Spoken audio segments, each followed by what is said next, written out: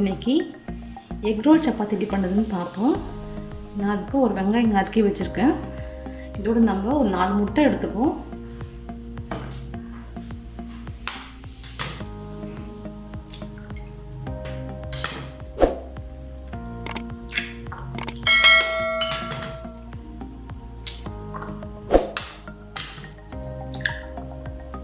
முட்டைக்கு கொஞ்சமாக நம்ம மஞ்சத்தூள் ஆட் பண்ணிக்கலாம்.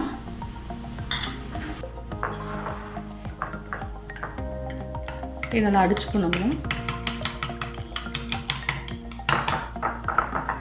இதில் ஒரே பச்சை மிளகாய் எடுத்து வச்சுக்கோங்க. பச்சை மிளகாய் போட்டுப்போம். நம்ம கொஞ்சமாக மல்லியை ஆட் பண்ணிக்கலாம். உப்பு கொஞ்சம் ஆட் பண்ணிப்போம். கொஞ்சமாக மிளகுத்தூள் நம்ம ஆட் பண்ணிக்கலாம்.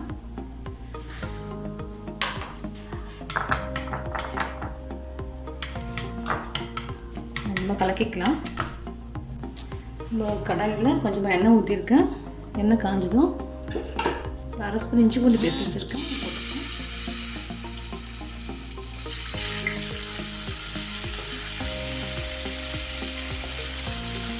வெங்காயம் ஆட்டி வச்சுருக்கேன். இதையும் போட்டுக்கலாம்.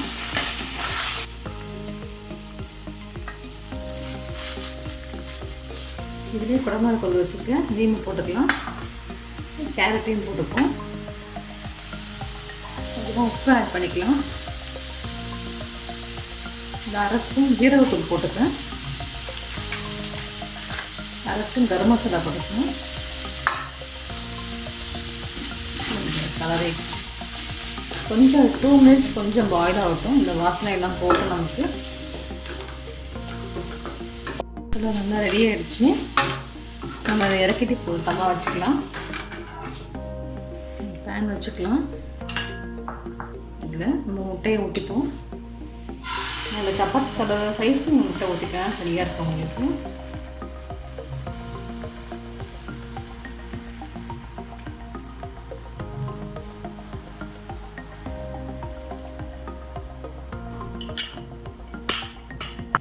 நம்ம அந்த சப்பாத்தியை அப்படியே வச்சுருவோம். முட்டை வேகட்டும். வேகணும்னு திருப்பி போட்டுக்கலாம்.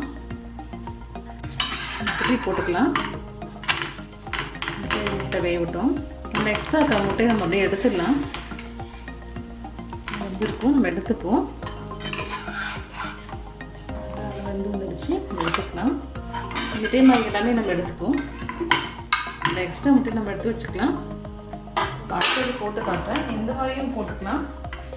சப்பாத்தி நல்லா சுட்டு வச்சுருக்கேன். சப்பாத்தி போட்டுட்டு அது மேலே வர முட்டையை ஊற்றிக்கலாம். கரெக்டாக அந்த ஈவனாக அதில் வரும். இந்த மாதிரியும் செய்யலாம்.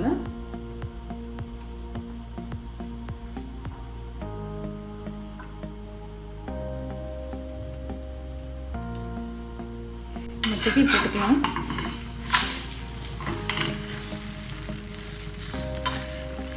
எடுத்துக்கலாம். நல்லா வெந்துடுச்சு. எடுத்துக்கலாம். பாருங்கள், நம்மளுடைய எக் சப்பாத்தி ரெடி ஆகிடுச்சு. இது மேலே நம்ம கொஞ்சமாக சாஸ் தடவிக்கலாம்.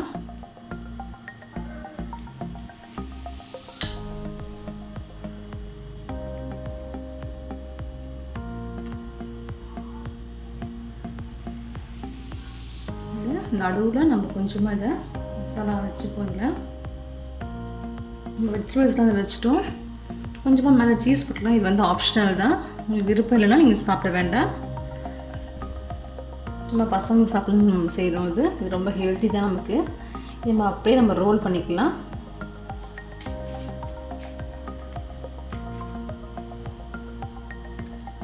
ஒரு ஸ்டிக் வச்சு குத்திட்டா நமக்கு அது உட்னு வராமல் இருக்கும்.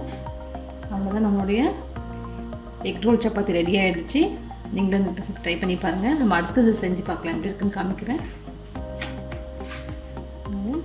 சாஸ் ஆட் பண்ணிப்போம். இது உடம்புக்கு எல்லாமே ஹெல்த்தி தான். நம்ம வெஜிடபிள்ஸ் எல்லாம் போட்டிருக்கோம். எக் தான் போட்டிருக்கோம். அதுவும் நல்லது உடம்புக்கு.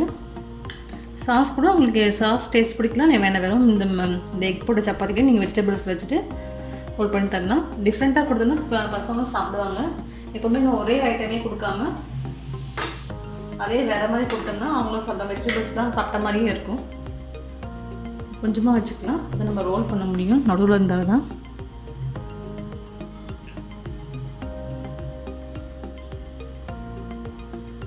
சீஸ் போட்டுக்கலாம்.